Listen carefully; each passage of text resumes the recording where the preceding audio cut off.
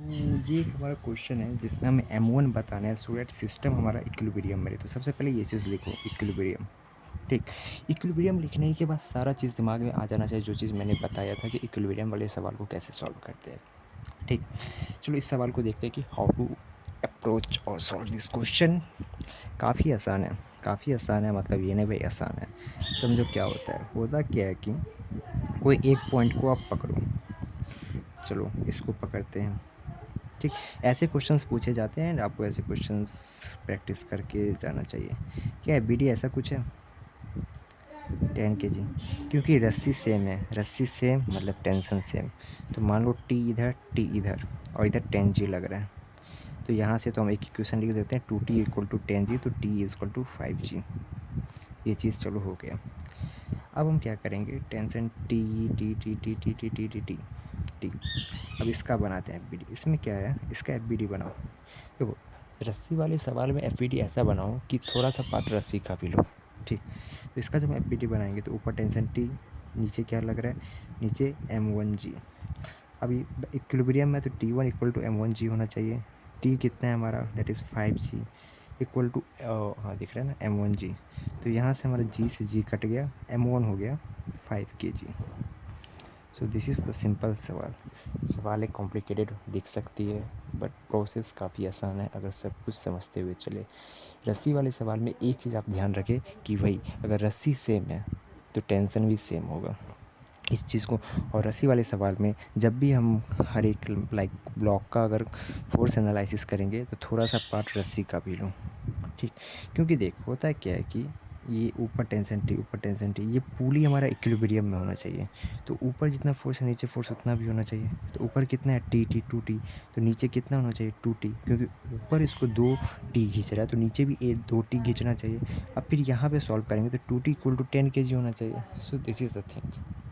सो ये क्वेश्चन काफ़ी मज़ेदार है, क्वेश्चन काफ़ी मज़ेदार है, क्वेश्चन काफ़ी ज़्यादा कॉम्प्लिकेटेड देखने में लग रहा है बट डजेंट मीन कि क्वेश्चन काफ़ी सॉल्व करने टाइम टफ होगा। चीज़ें वही लगेंगी जो आपने पढ़ा है, ये चीज़ को दिमाग में हमेशा सेट कर लो कि चीज़ें वही लगेंगी जो चीज़ हमने पढ़ा है। बस उस चीज़ को अरेंज करना चाहिए, उस चीज़ को यूज़ करना चाहिए, how to use it. Find the contact force between M1 and M2। M1 और M2 है, इस बार M1 M2 हमारा डायरेक्टली ऐसे कॉन्टैक्ट में नहीं है। ठीक, इस बार M1 M2 like something like कि ये यहाँ से कट है, ये यहाँ से कट है, जिसका एंगल, इसको मैं थोड़ा जूम आउट करके बनाता हूँ M1 को। ठीक, 37 degree. So this is our M1 and this is our M2। It is like कोई ब्लॉक को किसी ने ऐसे कट कर दिया, एक ब्लॉक था जिसको किसी ने ऐसे कट कर दिया। सो दिस इज़ M2 और इनके बीच जो नॉर्मल रिएक्शन है वो चीज़ बताना है। नॉर्मल रिएक्शन पढ़ाते वक्त मैंने ये चीज़ एक बताया था कि नॉर्मल रिएक्शन हमेशा सरफेस के परपेंडिकुलर लगता है। तो ये इसका सरफेस है तो इसके परपेंडिकुलर लगेगा नॉर्मल रिएक्शन, इस पर ऐसा। इस पर नॉर्मल रिएक्शन अगर आप ऐसे ड्रॉ कर दिए वहीं पे क्वेश्चन रॉन्ग हो जाएगा, इसलिए नॉर्मल रिएक्शन हमेशा सरफेस के परपेंडिकुलर होता है। तो इस क्वेश्चन में बताना है कि नॉर्मल रिएक्शन हमारा क्या होगा। फिर से वही बात है, इक्विलिब्रियम की सवाल है तो वैसे ही सॉल्व करेंगे। देखो ये 15 न्यूटन लग रहा है इधर। ठीक, तो लाइक अगर इस पर नॉर्मल रिएक्शन ऐसा लग रहा है तो इस पर ऐसा लगेगा, क्योंकि इस पर नॉर्मल रिएक्शन ऐसा लगा। हाँ, वेट रहा, आई थिंक मैंने कुछ डायरेक्शन गलत किया। कि नॉर्मल रिएक्शन इस पर ऐसा लगना चाहिए, इस पर ऐसा लगना चाहिए, क्योंकि नॉर्मल रिएक्शन हमेशा पुश आउट करता है, धक्का मारता है। ठीक, तो कुछ इसको सॉल्व करना है लाइक समथिंग कि इसको फिर से इक्विलिब्रियम का सवाल है तो एक्स वाई में हमें करना होता है, ये चीज़ आपको पता होना चाहिए। ये मैंने एक्स बना दिया, ये मैंने वाई बना दिया। ठीक, अब एंगल देखो, ये एंगल हो जाएगा 37 डिग्री।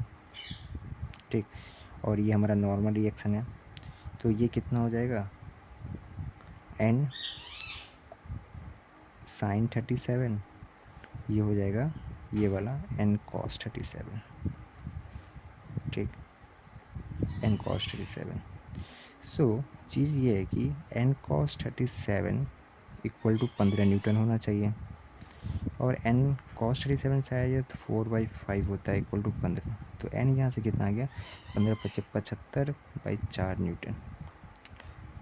क्वेश्चन कितना ज़्यादा कॉम्प्लिकेटेड दिख रहा था, बट चीज़ें क्या थी, बस ये चीज़ थी। M1 से हमें एंगल लेना था, M2 पे सॉल्व करना था, एक्स वाई डायरेक्शन का कंपोनेंट्स को बस तोड़ देना था।